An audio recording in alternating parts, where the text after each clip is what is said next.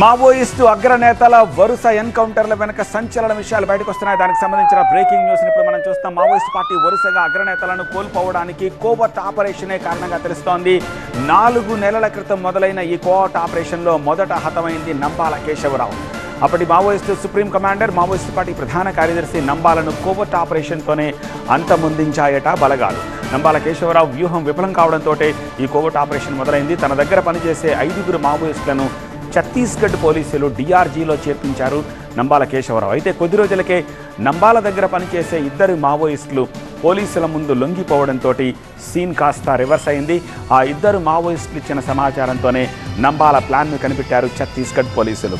పోలీసుల ముసుగులో ఉన్న 5 మావోయిస్టులను ట్రేస్ చేశారు డిఆర్జీ అధికారులు. ఆ 5 మావోయిస్టు పోలీసులు ఇచ్చిన సమాచారంతోనే మొదట నంబాల ఎన్కౌంటర్ జరిగింది.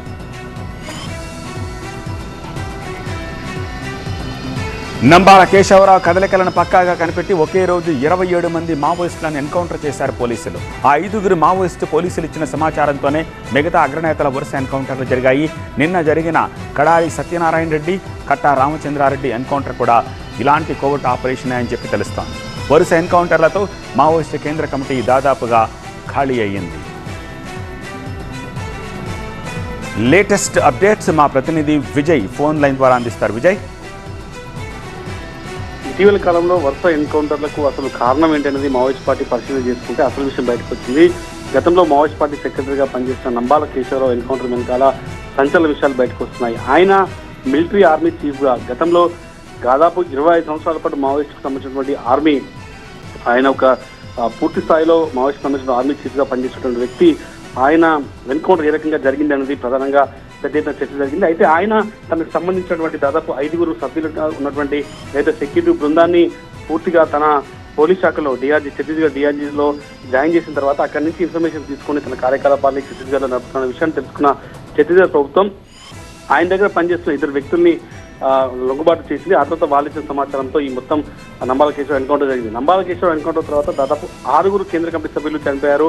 ఆ ఎన్కౌంటర్కి సంబంధించి కూడా వీళ్ళ దగ్గర సమాచారం తీసుకున్నట్టుగా తెలిసింది. ఓవరాల్గా ఆ 2 కానిస్టేబుల్స్ ఎవరైతే ఆయన గన్మెన్గా ఉన్న వ్యక్తులు లొంగిపోయారో వాళ్ళు ఇచ్చిన సమాచారంతో పాటు ఈ 5 కానిస్టేబుల్ డిఆర్జీలో జాయిన్ అయ్యారనే విషయం తెలుసుకున్న ఛత్తీస్గఢ్ పోలీసులు పూర్తి స్థాయిలో కోవర్ట్ ఆపరేషన్ చేసి నంబాల కేశవరావు ఎన్కౌంటర్ చేశారు. ఆ తర్వాత డైరెక్ట్గా 6 కేంద్ర కమిటీ సభ్యులు పక్కా సమాచారంతో పోలీసులు ఎన్కౌంటర్ చేశారు. మొత్తం ఈ ఎంటైర్ వ్యవహారం వెనకాల ఆ ఇద్దరు ఏదైతే మావోయిస్టులు లొంగుబాటు, ఈ 5 పోలీస్ కానిస్టేబుల్ల రిక్రూట్మెంటే మొత్తం ఈ వ్యవహారానికి కారణంగా తెలిసింది. ఛత్తీస్గఢ్ పోలీసులు అత్యంత కీలకంగా ఈ ఆపరేషన్ చేశారు.